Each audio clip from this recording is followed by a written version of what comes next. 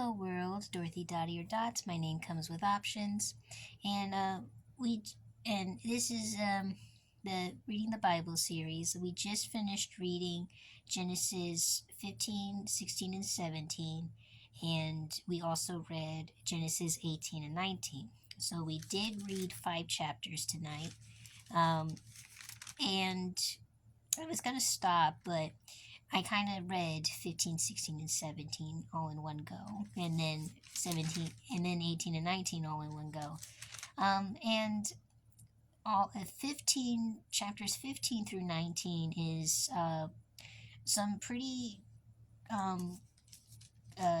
jam-packed stuff. Like, we had a lot of stuff just happen. So in chapter 15, in my Bible and in most Bibles, they have like little headings to tell you what that chapter is going to be about. So chapter 15 is titled God's Covenant with Abram. And chapter 16 is Hagar and Ishmael. So that's the Egyptian maidservant that Sarai told Abraham to have a child with. And then chapter 17 is what's called the covenant of circumcision. And then chapter 18 is divided into like 2 parts, and as well as 19 is, But I wanted to point out a couple of things about these chapters that we just read tonight in the last 2 videos. And one thing I want to point out about all this, these chapters are involving Abraham, Sarah, and his nephew Lot. So these people are, in God's eyes, considered to be righteous people because they are following God. They're trying to follow God to the best of their ability. Notice I said they are trying to follow God to the best of their ability. But this is why God calls these people righteous, because they're at least trying to follow Him. They're not following other like idols and gods and worshiping things that can't even move or breathe. Because that's what the people at that time were actually doing. They were carving, like they take a tree and carve a little statue and they think that's it, or God, even though they had to make it. Abraham, Sarah, and Lot, they followed the creator of the universe, which is the Father in heaven. They were trying their best to follow the Lord to the best of their ability. Keyword is trying their best. And God knows this. God knows the hearts of people. And He knows that Abraham, Sarah, and Lot were people that tried. They were trying. But even though God considers these people to be righteous for their wanting to follow the Lord, they still fell short of the glory of God. As we can see, we just finished reading. So we'll start with this. In Genesis chapter 18, Abraham is visited by 3 visitors. And these visitors are from God. And they tell Abraham that Sarah's going to have a child. Him and Sarah together will have a child, and that is going to be Isaac. And of course, when we read that Sarah, she hears this conversation outside, and she laughs about, them actually having a child in their old age. And Sarah's already 90 at this point, and she's like, I'm going to have a kid at 90. I mean, even today, that's ridiculous. A 90-year-old having a child. It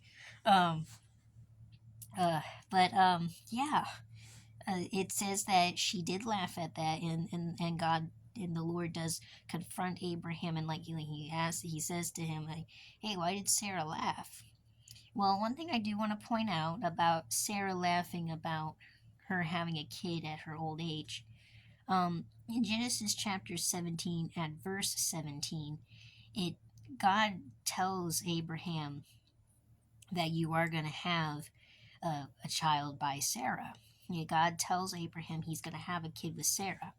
And it says in verse 17 that Abraham fell face down. He laughed and said to himself, will a son be born to a man 100 years old? And will Sarah bear a child at the age of 90? So, yeah, Sarah laughed. She shouldn't have. But Abraham also did laugh, and he shouldn't have.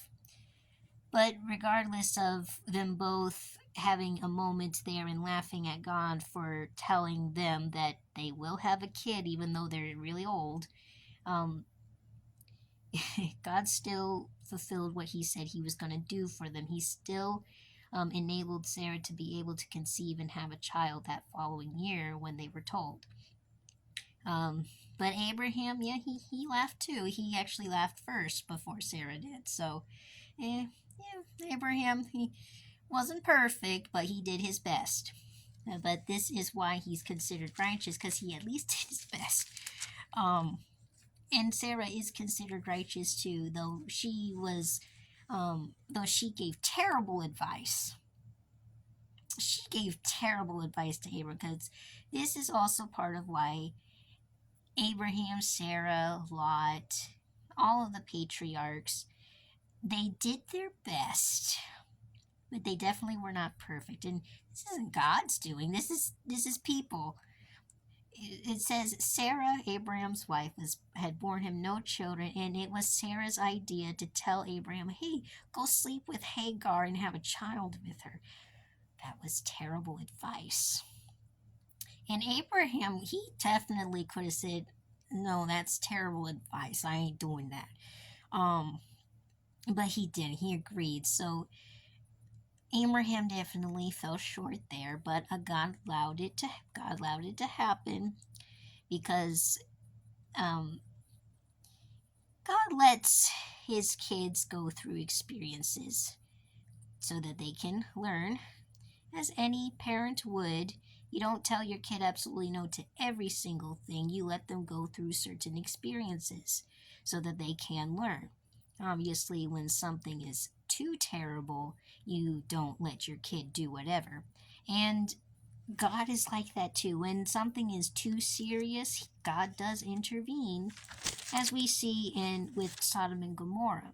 When we read about Sodom and Gomorrah, we see that God does intervene because it got that bad.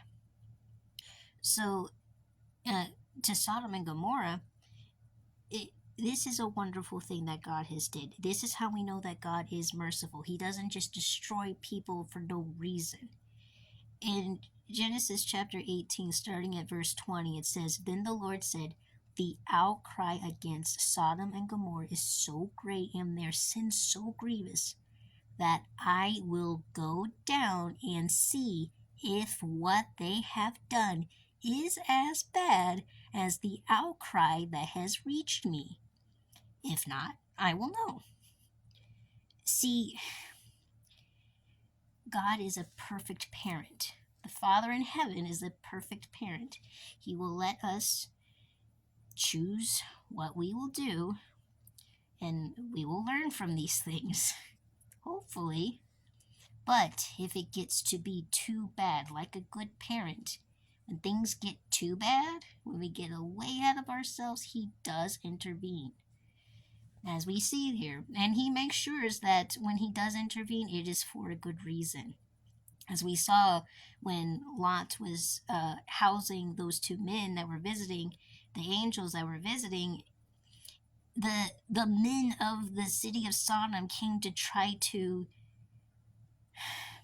R word that I can't say because of TikTok, but forcing things on them without their consent.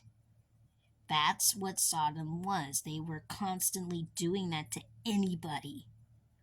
And God says he had to go down to see to make sure that it really was that bad. And God saw it really was that bad. So he does intervene when it is needed. And he does let us experience things for ourselves, because that is what a good parent does. But I wanted to point this out tonight. Though God is merciful, God is wonderful, God is perfect, we humans are not. Because even his righteous people will mess up every once in a while. But God still loves us. See you on the next one.